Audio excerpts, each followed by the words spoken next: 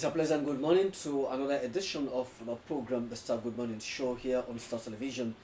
We broadcast live from our Media One Center, 3 Mama Street, Bookfields in Freetown. My name is Abdul Rahman Kamal. Top stories in the program.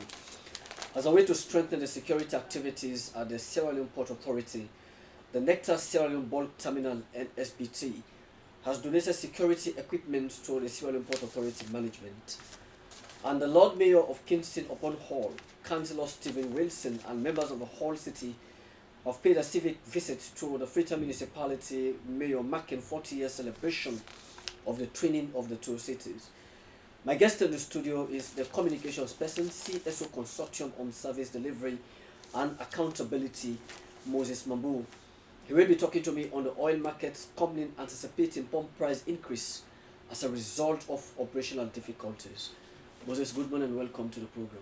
Thank you very much and good morning. You can be part of this program. Send your thoughts or comments to the number 077 600 324. Remember, we are live on YouTube and also on Facebook. The Star Good Morning Show is proudly sponsored by Local Commercial Bank. Did you say you want to talk to me? Yes, my brother. I get stress, bank stress. I need money right. So I put money in my bank, no problem. So I put money in my bank, no problem. I go to map in a line all day just for put money and pull money. And the loan system, look me business, they go down the drain. You know, get loan system. Me, I just tired. Now that's the stress you. Yes, my brother. Now me stress standing. Let that not be you stress. Because me your bank where the bank when I Local Commercial Bank, when are the award-winning bank for 2018, where they don't win so many awards inside Freetown and even self outside Salon. Yes, they even recognize them at the international world as they win one of the most prestigious awards from Nigeria as the best corporate bank na Salon. They don't even count financial inclusion, which it means they want to involve everybody in a salon. Never mind the kind of business they do. If na pepper self they sell in the market or any other petty business they do, then even self they don't left their comfort zone for going to bonds. When at the island, when you don't say, when people that avoid for the banking business, they don't go there for let the people themselves they part of the financial inclusion within the part. And self they get plenty other products where you will meet you day-to-day needs. Then gets like the Keke account. When for them boys and whether they ride Keke them. And self then gets the Osusu account. Then get MasterCard, other platform that they will take money like SimCorp, when a new banking system where they don't count. The business now inside his phone they do. You know, you don't need for go, you need it snap a long queue. As then at the award-winning bank, they want to maintain that standard and they want to satisfy the customers. Let them make sure say everybody can inside the bank system. Then nobody not left out. Now for can't open account to them, it's simple. You 50,000, 100,000, you're okay. Thank you, my brother. I need for one go now Local Commercial Bank right now. I beg no drink so that they this is good news. Commercial Bank number one. Bank with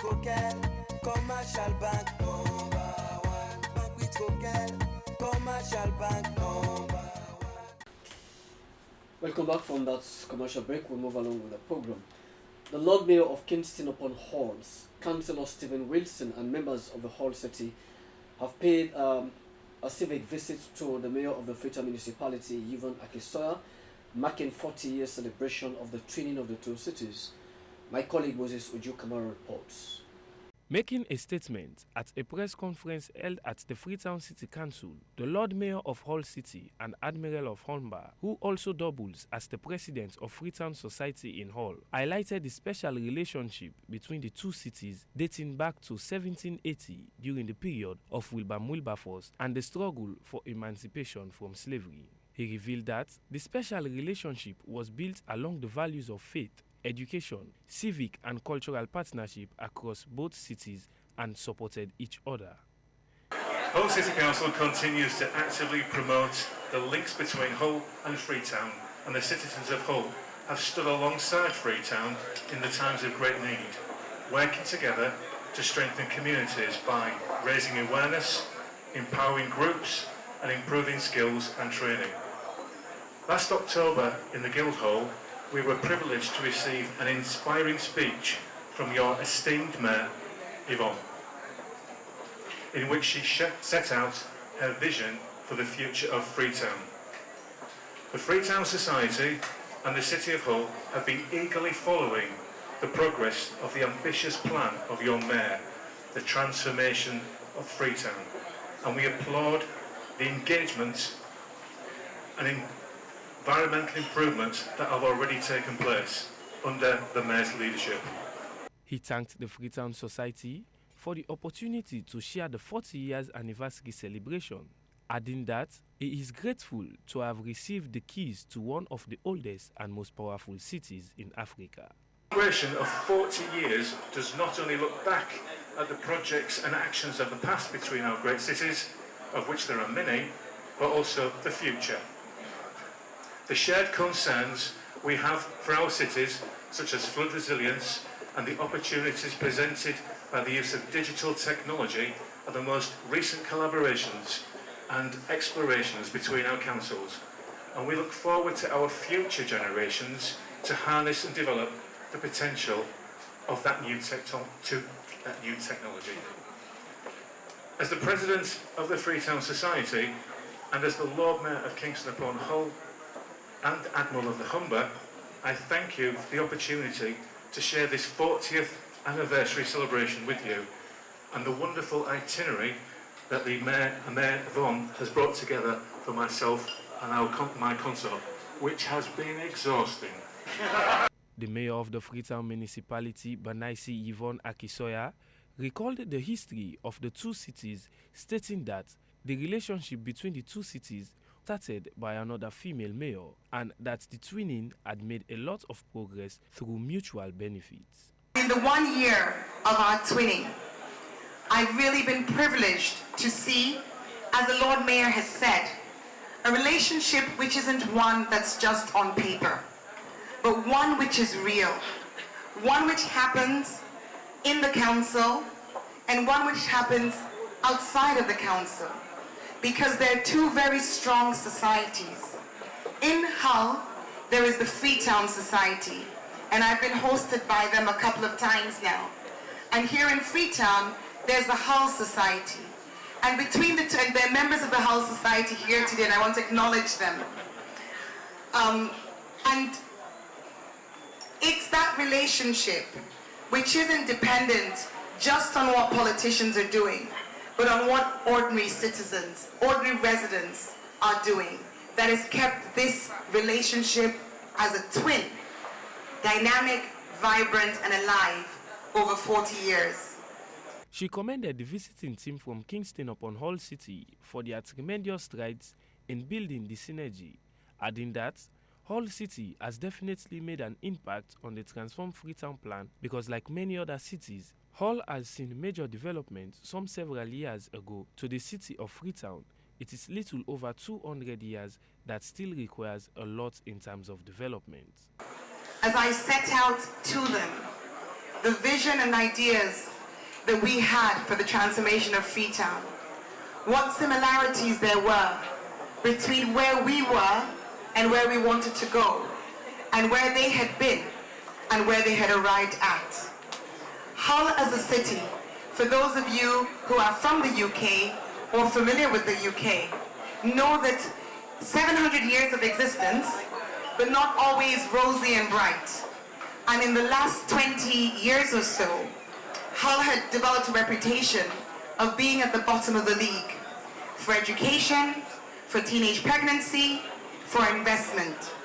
But 10 years later, or 10 years ago now, that city, its leadership, and its residents decided that they were going to change the narrative.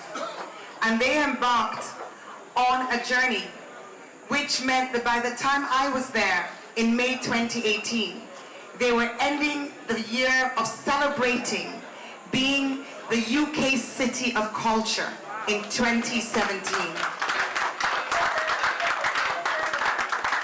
For Star News here in Freetown, I am Moses Oju-Kamara reporting.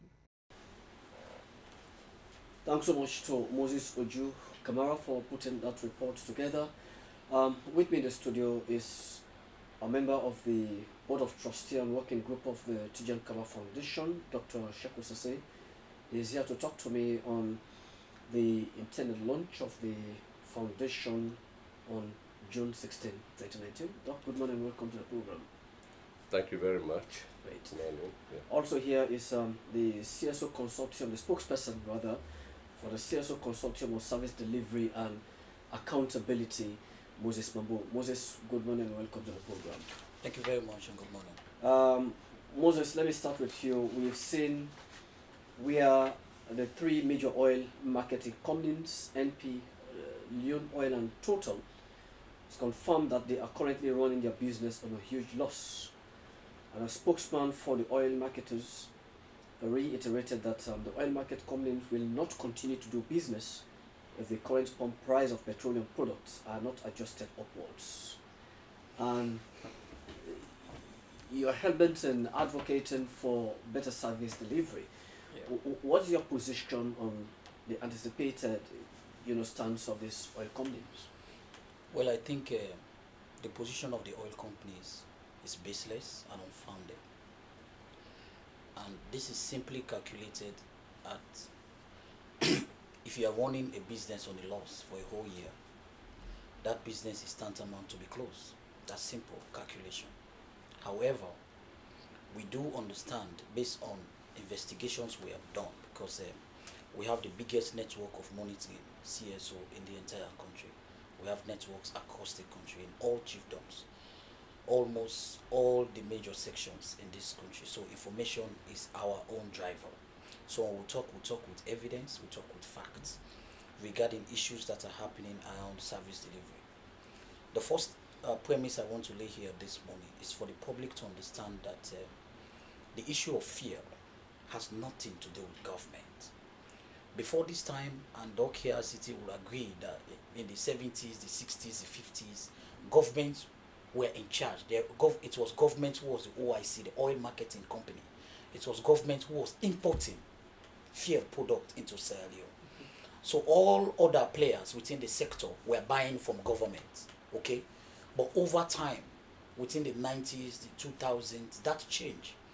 It is private company that are importing oil into Sierra Leone. All forms of oil, from kerosene, diesel, the crude oil, the petrol we are talking about. And that market is not controlled by government.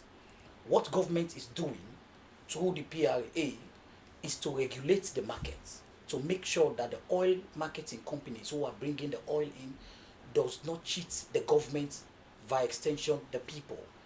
Is to also make sure that the space for the business of itself is conducive for other players to invest in. Now, over the years, we have noticed that it is only Sierra Leone you will find few oil marketing companies who have been able to capture the market in Sierra Leone. All right. Now, what is happening? I can tell you as I sit here that from all investigations we have done, when you look at the current pricing formula, okay, the current pricing formula, which leave us to be 7,000 per liter, give a huge amount of profit to the oil companies. But what's happening? Businessmen all over, you are working in a business profit making company. You always want to be making profits. You always want to be making profit. And Sierra Leone, as we stand, we are selling the cheapest fuel compared to Nigeria. Compared to Ghana, because Nigeria, they are producing good oil. Compared to Guinea, compared to Liberia, compared to Ghana, they are selling above 9,000. And in fact, that is affecting our own market. Abraham, as we sit here, go along the route to Cambia, you will meet not less than 6-7 petrol stations to get to Cambia. Can you compare the use of fuel in Cambia to that of Bo and Kenema? How many fuel stations will you meet on your way to Kenema? Even the population density. Even the population density. So it means people are smuggling our fuel. So one of the things we have been able to succeed in laying hand as an information is that governments have been able over the years and even now to keep the pump price. This could be a reliable information. Of course, I have the document in front of me. Governments have been able to keep the pump price at 7,000, even though places like Guinea and Liberia are selling at 9,000 and above. You understand? Which is unprecedented. Now, what is happening? Because of the unscrupulousness of the oil marketing companies, as I said earlier on, they always want to be making money. So in your view, Now, as a consortium, they don't have a legitimate of course, they don't have a legitimate claim. The only claim they have now, as I sit here, is that outside the template, outside the formula set by between themselves and the players within government. Okay, the formula is a template set out on where if you sell a liter 7,000, how the 7,000 is being distributed. That is what is referred to as the pricing formula. You pay your custom duties, you understand, you pay for certain bills, and what will remain as a profit for the oil marketing company for a liter. For a liter. So what is literally happening within the sector? The oil marketing companies are saying the Asikuda system is making them lose more money. But the Asikuda system is the best thing that have happened to Sierra Leone. And as a consortium, we want to commend this government for that. You know why? Because one of the problems as this country have been having with international community, international monetary players like the IMF, the World Bank, is that Sierra Leone have a lot of wastages. Sierra Leone have a lot of leakages. Upon those leakages, businesses are using those leakages to escape tax. So the whole essence of Asikuda system is to make sure that importers do not escape tax that due government. And those tax are what's moving the economy.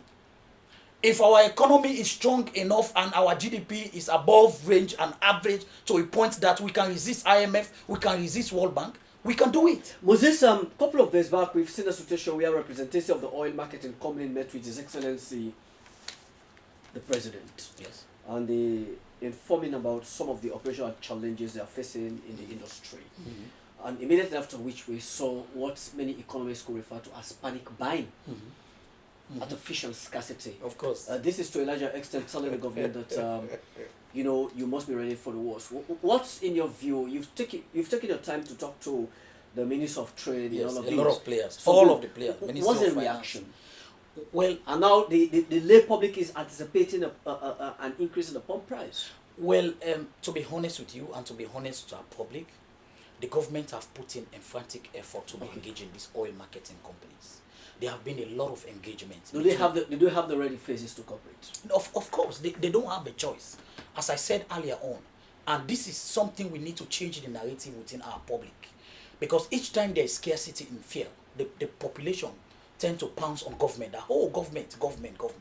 But believe in me, the oil business in Sierra Leone, not only Sierra Leone, globally, is a private business.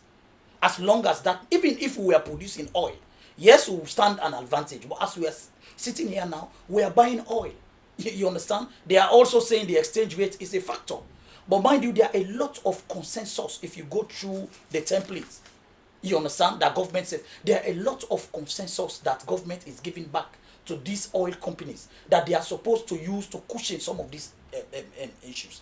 There are two critical formulas in fear. Sometimes the business people, you understand, make huge profits when the freight gets higher. Sometimes when the freight gets lower, as long as it does not below downwards above 5%, it remains that way. So what they are saying now, and which we have found out that is unfounded, they want all those tax, a lot of tax concession to be given to them, and at the end of the day, it is government and the people of Sierra Leone who will be losing. For example, let me just tell you, the oil marketing companies, as we sit here, they are making almost close to 920 leons per liter. So say for instance, an oil company, a oil marketing company is selling 2-3 million liters, okay, of fuel. Then in each of the liters, he is making 925 leons per liter. Calculate that. That's a huge sum of money, and that money is being distributed between them, the oil marketing company, and the other little outlets that they have. Maybe the consideration is that they took into account that oil and rice, these are political commodities. And to a larger extent, if you don't negotiate from a position of strength, it has a propensity to actually downsize the effort of government. So that's why, in part of our report, as part of our report that we made from this short investigation on the oil system in Sierra Leone, we are advising government to take emphatic effort and quick step to investigate the whole cartel behind the whole oil marketing company's operation in Sierra Leone. You believe know it why? is a cartel? Of course, there is a very big political cartel behind the oil marketing. You said you just hit the nail. There is the oil issue in Sierra Leone is a political commodity. Fuel is a political commodity. Fuel have everything. It is the only commodity that has everything to do with human existence in a society. So it means it's a political commodity. Abraham, if you put 1,000 leon on a liter of fuel today, it will affect transport, it will affect salary, it will affect the existence of your living, it will affect medical, it will affect import, it will affect every facet of society. So Even any the serious operational government, activities of of course. So any serious government must not or should not sit by and allow the operation of the fuel in the hands of oil market OMCs alone. And that is why we commend the PRU. And people have been giving bad name to the Petroleum Regulatory Unit. I can tell you, Petroleum Regulatory Unit is only receiving 17 leons. 17 leons from these 7,000 leons. What is their statutory mandate? Their statutory mandate from government is to regulate the market, create openness, create fairness within the market. Do they have the capacity to do so? They do have the capacity to do so, and that is what they have been doing. But some unscrupulous people have been saying the cartel is between the PRU and the oil marketing company. From all our investigation, that proved fruitless. The whole cartel is that it has a huge political undertones. Big political guns in Sierra Leone have captured some percentages of shares in these oil marketing companies. And they said there's a saying that he who pays the piper dictates the tune. And that is what is happening. It gets to a point they will sit down and say, okay, we are controlling this market. Let's push this way. And that's how it goes. So government needs to come in hard and come in very strong to make sure they regularize the market. Yes, we want the oil marketing companies to make profit. That is our own game. But not at the expense of citizens and people. Mind you, through the pressure of World Bank and IMF, the government is not subsidizing fuel anymore. And we also buy into that. Because when you subsidize fuel, the essence, the objective behind the subsidy of fuel before this time was to make sure they cushion the negative effects of citizenry. But believe me, Abraham, I can afford a liter of fuel. You can afford a liter of fuel. The real people of which this impact falls, they don't travel. Go to the villages. Go to the rural setting. People don't travel. So it's the working class. When you go to the fuel stations every day, you notice that 68% of people who access this fuel station are working class people. So if you say you continue to pay you, for example, 6 million, of which you can afford a liter of fuel, and then government subsidize for you, it's as if government is paying you again to use the fuel. So it was legitimate for the subsidy to be removed. And when the subsidy was removed, a lot of other incentive. If you go through the formula as we go by, I will read to you where the oil marketing companies are making a lot of other money. For example, the storage fees. Government is paying oil marketing companies storage fees, of which it is the oil marketing company that own their own storage facilities. But from this formula, government is giving them money for the storage of those fuel. So they claim that as a result of the high pump price, is affecting their operational activities. That's a claim that doesn't hold. No, it does not hold. Abraham, Okay. If you are running Star TV, today you are running Star TV, you run Star TV for 2 years without making profit, believe me, you will review. You will review. Is Moses Mambo, the communications person for the CSO Consortium on Service Delivery and Accountability. Let me bring in Dr. Sheku Sese. Doctor, you recall that the late President Ahmad Tijan Kaba, may he so rest in peace, should be, in the views of many, should be perpetually honored for his role towards transforming a country on the brink of permanent disaster into a stable democratic nation.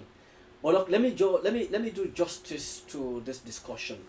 Before I let you respond, let me do justice to this discussion. Before I let you respond, I will go over to my technicians to just give us a recollection on some of the things we do remember of the late President, Dr. Ahmed Tijan Kaba.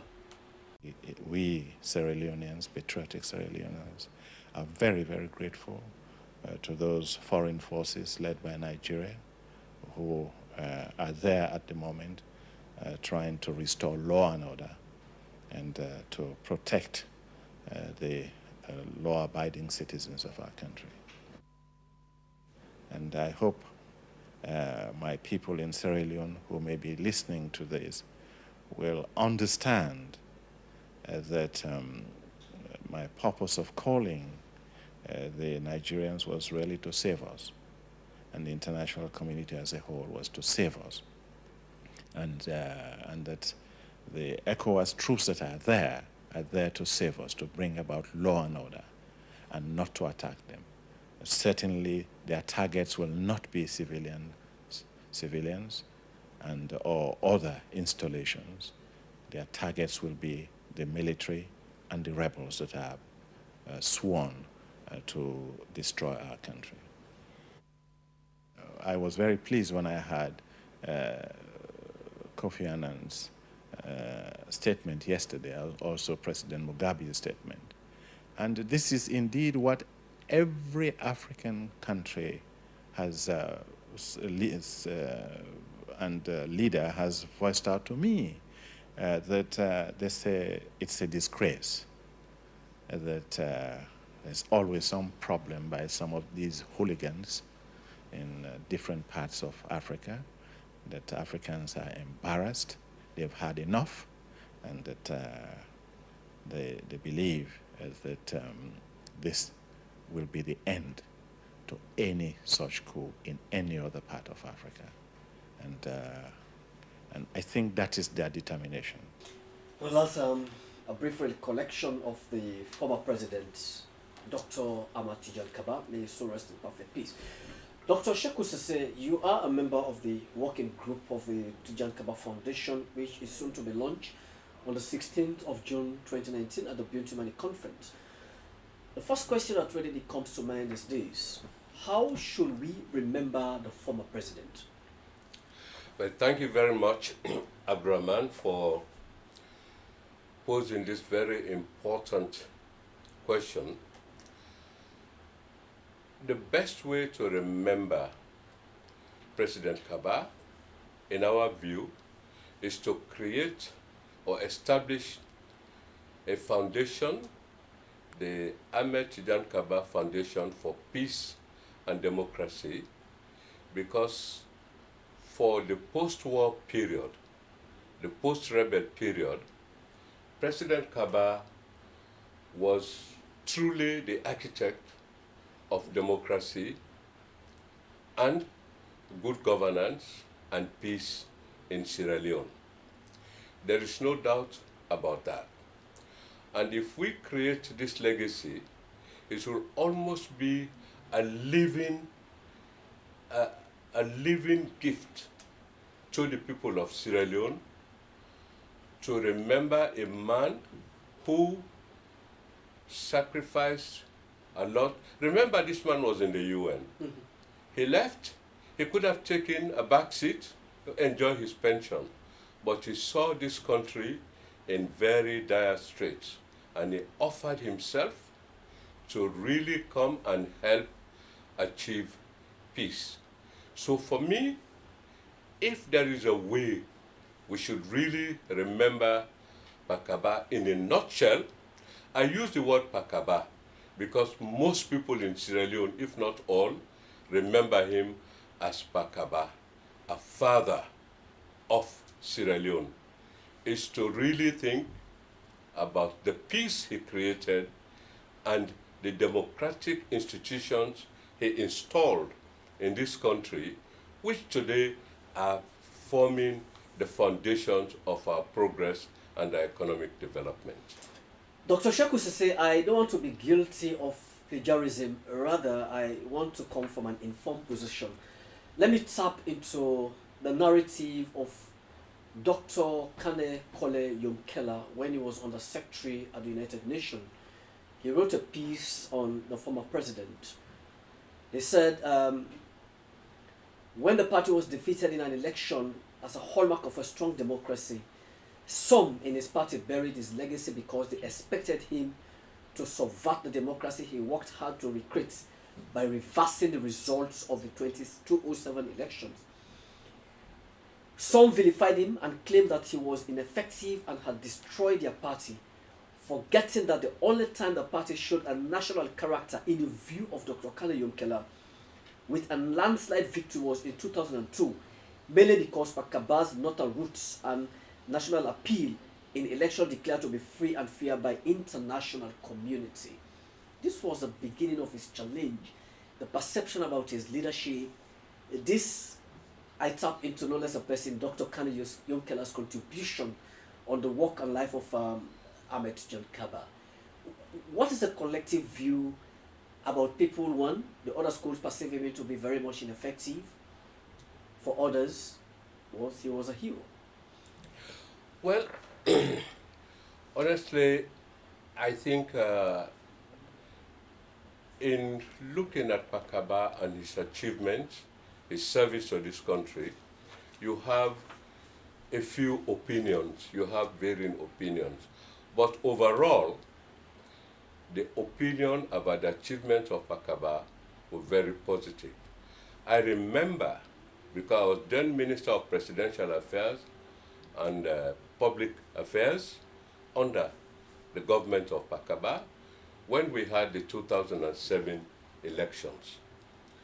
Indeed, from our party at that time, from many other people, they thought perhaps Pakaba should have taken another route.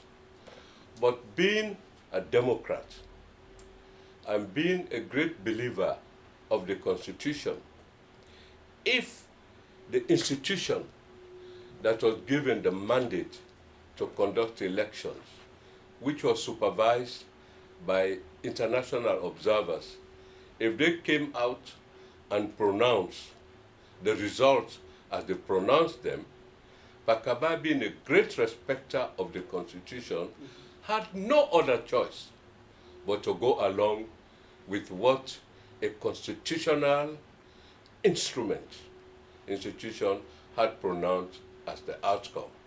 Of course, in every election, I have been in several African countries in the East and the West, and even sometimes in Europe.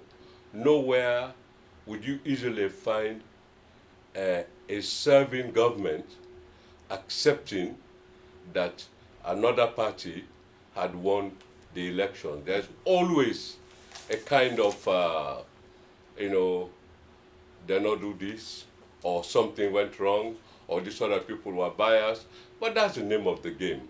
And I think the greatest strength of a leader is to be able to say, yes, the constituted authority, which is the National Election Commission, have pronounced this result, supported by international observers, and that's how it's going to be. Otherwise, we'll create a vicious circle that every time election results are pronounced, you'll have a battle, Dr. Sheku Sese, the views of many people have said he deserves a foundation to be named after him for what could be a prominent part of his legacy.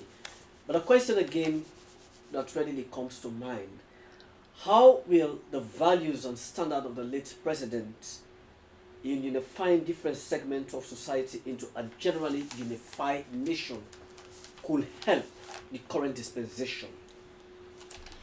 Well, honestly, as I said in the beginning, we created, or we're trying to establish this foundation, which our president, His Excellency Maada Bio, has agreed to launch, to really create a living memory of this great man. Some of the things that really characterized his tenure of office were he was a peace builder. He brought people together. He was a builder of cohesion, national cohesion.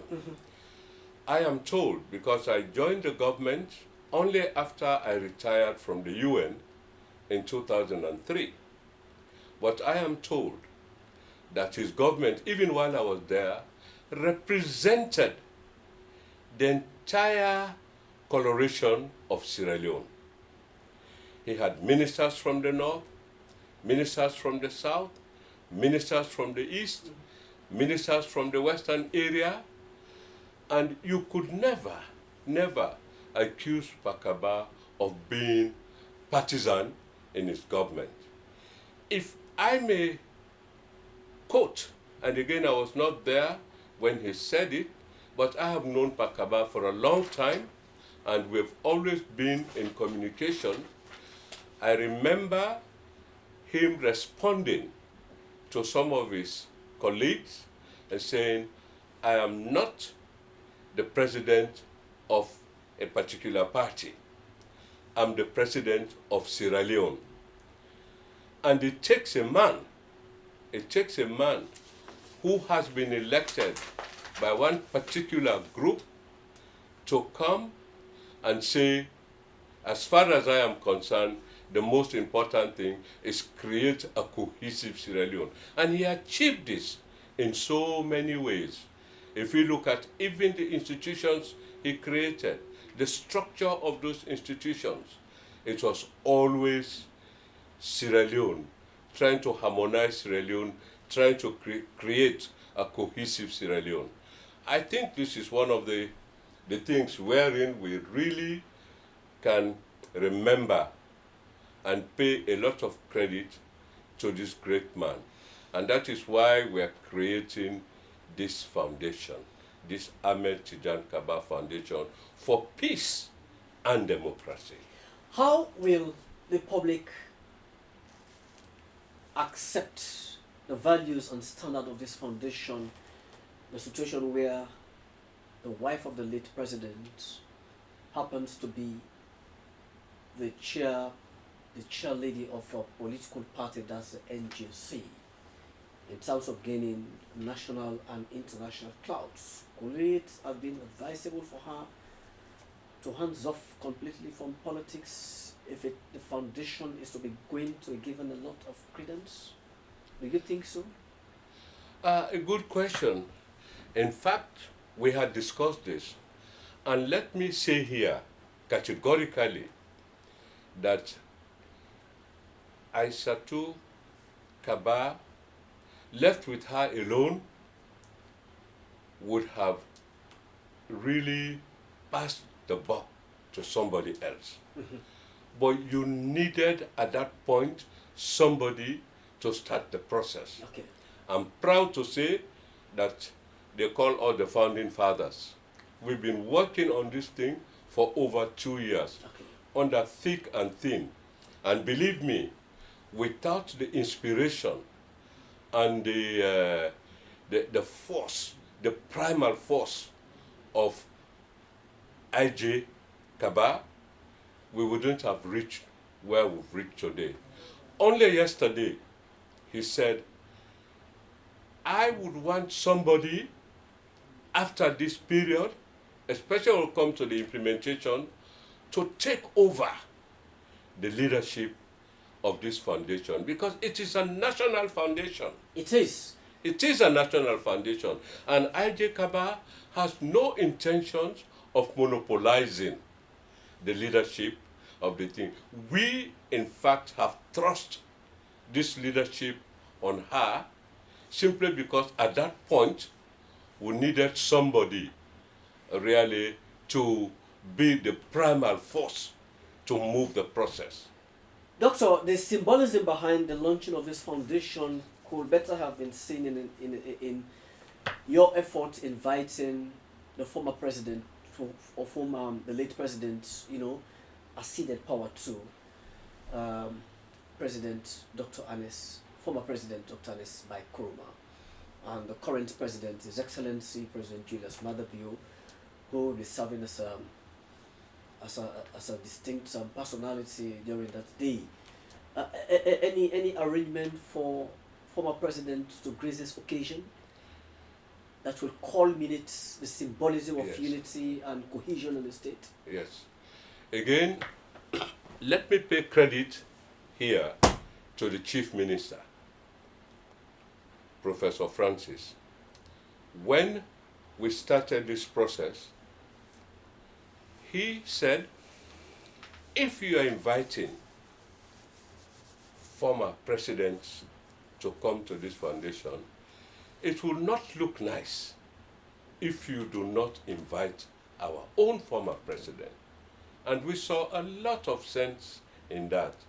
So 2 days ago, 3 days ago, I cannot recall because I was involved in other activities, Sule Darami, Ambassador Sule Darami, IJ, and Matia, and Aja went to Makeni to formally invite the president to attend the launching of the foundation. And let me say here that he was very pleased that in fact we had taken this move, and he indicated that he would attend the launching. Of course, he gave 1 or 2 little conditions. It's not for us to discuss this here. But the fact of the matter is, he said, yes, I will attend it. And I know because as Minister of Presidential Affairs during Pakaba's tenure, there was a very good relationship between Pakaba and former President Ernest Bai Koroma. So in fact, he saw this as a continuation of that good relationship between him and Pakaba. And believe me, Aja and others took lots of pictures. They were very well received. And if I may also add here that I think there was a large group of APC members in Makeni at that point, and they all indicated clearly that they would like to attend this particular launching. And for us in the foundation, well, we're very pleased that we have a foundation for peace and democracy. If by this launch, by our own president, we're able to bring former presidents, including our own former president here, we see it as a good beginning for peace, cohesion, and stability, and linear progression from what Pakaba left to where we all want to go. Okay. So we're very, very pleased about that. Okay, Dr. Sheku Sese, hopefully I'll come back to you. Let's talk petroleum here. Moses, the indication now is that these guys are hell-bent in, influencing the increase of the pump price.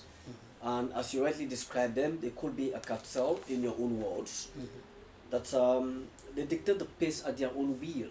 There are instances where the government could have a little influence to undo their intention. Of course, because most times in the debates to develop some of these templates, if government tell the oil marketers that let us do this, let us remove this aspect, the oil marketers will bring another problem that will cost more than what government. So they always have their ways, because it is between them and where they get the oil from. It is not between them and government. What government regulates is to make sure that based on the global price on oil, it is adjusted so that the citizenry will not feel the effect that much. So that is why the government set up the Petroleum Regulating Authority, to make sure they serve as a middleman between the government and the companies. However, the price of fuel per liter does not determined by government, or at certain point not even the oil marketing companies. It is a global commodity that is being checked and rated and priced on a daily basis. All right, it is being checked and priced on a daily basis. That's how it is. It's just the oil business is just like the exchange rates. Every day you see new exchange rates. So it's just, but it is adjusted based on the metrics, okay, based on the pricing formula. It is adjusted to a point that if it reduces, the price keep reducing below 5%, it gets, even if it's within 3 or 2 or 1, you will not increase the price. If it goes below 5%, you increase the price. So that's the same thing upwards. If it keeps going down, you will not reduce the price. A quick question, Moses. Is the government pretty much mindful of the transmissive repercussion on the economic burden of the ordinary person should the pump price goes up? Of course, every government, the essence of vote government is to make sure the living standard of the people does not become miserable. Okay, so that's one. But there are certain factors when you look at economies like Sierra Leone, we don't import, we don't attract foreign currency. All of our foreign investors have folded up. We are not exporting any commodity from Sierra Leone as we speak. That is what's attracting millions of dollars in terms of between 2012, 2014, 2015. We are rated the fastest growing economy in Africa. Why? Because we are exporting iron ore. We have two major iron ore companies who are mining in Sierra Leone, the African Minerals, the London Mining, and they were doing huge exports. The timber business also, we are doing huge exports, so we are attracting foreign currencies. Now, as we sit here, we are not attracting foreign currency. We are basically running an economy of what we are generating internally. And what we are generating internally is not even up to our GDP. It's not even up to what Sierra Leone consumes. So we need we need foreign aid. So that's why sometimes when the IMF came in and said, okay, if you are spending 20, 30 billions on subsidy, remove it. Use that subsidy to improve the other areas like electricity, water supply, so that you can cushion the effect of other areas. But one of the things we want citizens to know, and we'll be launching a national campaign to make citizens understand that the pricing formula for oil products has nothing to do with government. It is being determined internationally. What happens here, if you do not adjust your price to meet the current international standard, it becomes a problem. And this is where these guys are hell-bent in, bargaining from a position of strength. Of course. So that is why one of the things we are calling for is to government to overhaul, to review the entire, because some of these issues, if you go through the formula, they have the mandate to do that. Of course, if you go through the formula, some of these, for example, the jetty, look at there is a cost here for the jetty. There is a landing cost here. There is a jetty that was created. They call it Project Jetty. Charges for Project Jetty. Now, Project Jetty is a project. Before this time, the ships that were coming with the oil, okay, started saying that we'll stop coming with the oil with our ships because the jetty where we jet is not safe. So there was a project. All this is a formula within the oil marketing company. They call the company Project Jetty. They came in, they spent money to build the jetty to a modernized standard. Okay, now they went into an agreement, and that agreement was approved by Parliament. In fact, it was supposed to be $25 per metric ton each time you jet at that place. Now, what is currently happening? Government, through the government is currently paying through this project for the repayment of the jetty. Just like we have the toll gate project. You have the toll gate. Mm-hmm. The Chinese 100 years we are paying using citizens. So every consignment that comes here, oil consignments that comes here, they are giving $10 per metric ton to Project Jetty. Imagine we are coming with over 30 to 40 metric tons of oil.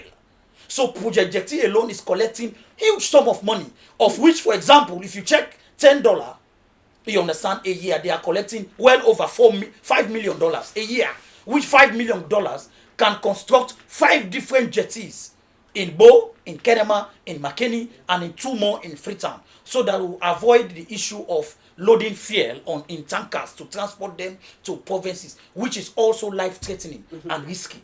So as I said, the whole oil business is a big cartel that government, any serious government, will want to go in further, to investigate further, to prove in further, so that mischievous people will not use the oil business to politically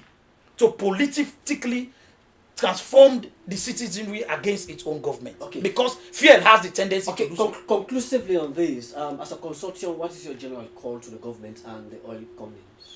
Our general call is for all of the players to come together again and review the oil business and review the oil sector. Secondly, we are also going to put in place now as a new way in terms of monitoring the oil market system in Sierra Leone, from the offloading. In fact, we will be meeting with the PRA. We'll be meeting with the PRA before the close of the week, before the end of the week, to make sure we also learn from them their own position. We investigated them without them knowing. We know what they are doing. But we'll be engaging them in all of the sector, including the oil marketing company. We'll be having separate meetings with them for them also to give us input based on our report that we'll present to them, that these have been some of our independent findings. In fact, we made investigations even on the freight, even on some of the sources where these OMCs are getting the fuel from. We had people there, we made investigation. We have our own findings, we'll be presenting those to the government. But the basic thing we have to tell government need to sit up. The oil is a political commodity. If you allow it for few people to hijack it from you and you lose control of it, at the end of the day, you saw 2 days, the oil marketers artificially shut down operation. You saw what happened. Health and skelter, social media, government, it's not serious, panic buying, government, black market. Nobody will talk about the oil marketing company. They go straight to government. Oh, government, fear, scarcity, 1 year in office, fear. So you see, so it's a political commodity that needs to be given serious consideration. Okay. Dr. Sheku Sise, quickly, will you give us a rundown as to what we expect on Sunday? Is it on Sunday? Pardon? Will you give us a rundown as to what the general public will expect during the launch of this foundation? Well, general public... It's on Sunday, I guess. Pardon? Sunday. Sunday, yes. Yes, okay. Yes, the foundation itself will be launched on Sunday, the 16th of June, in the late afternoon. We shall make a press release onto the exact date. But what is certain is that it will be launched by our President, His Excellency Mada Bio. There will be former presidents. President Obasanjo has indicated that he will be here. Former President Ellen Johnson Sirleaf has indicated that she will be here. There are far more galaxy of personalities that will be here to pay honor and homage to a great African leader. Let the size of our country don't deceive us about our leaders. This man, although he led a small country, but internationally he had a lot of clout. What will the public expect? After the launch, the public will expect some actions. We are going to create an implementation team that will start by looking at the activities that we want to pursue in terms of the ATK Foundation, peace building. We are not going to be alone. We are going to be our advocacy. We are going to have partners. Okay. Our first partner will be government. Our other partners will be people involved in the same process. We will look at democracy. We'll look at the girl child. You remember Pakaba? Today people talk about the girl child a lot, but he was the man a long time ago who was preoccupied about the future of the girl child. And the foundation will pay particular reference, particular attention to the girl child. We will operate nationally. Our structure sees us operating nationally. We'll go to the last village. We'll go to the city. To preach peace. Yes. We will do all of these things. So, in fact, the people should expect, as I said, this is going to be a living legacy of Pakaba. Okay. By our actions, they will start to remember what Pakaba did, and we are going to try to replicate those activities, especially in terms of democracy, national cohesion, development, the girl child, institution building, etc., etc., so that the work of this man will never be allowed to die. Okay. The foundation will be a living memory of Pakaba and what he achieved for Sierra Leone. And a legacy etched in time. Yes, yes. Well, on this note, I leave you with a quotation coming from no less a person, Dr. Kande Yomkela. And it says, without peace, there can be no development. Without development, peace cannot be secured. And both cannot be attained without a commitment to human rights and the rule of law. On this note, I want to thank you very much, Dr. Sheku Sise, for honoring this invitation as the foundation member of the Tijani Kabas Foundation to be a part of this program today. And also to you, Moses Mambu, we're looking forward to your mission statement with respect to the anticipation of the home price. So then this is how I draw the curtain into this edition of the program. My name is Abdul Rahman Kamara. Have a wonderful day.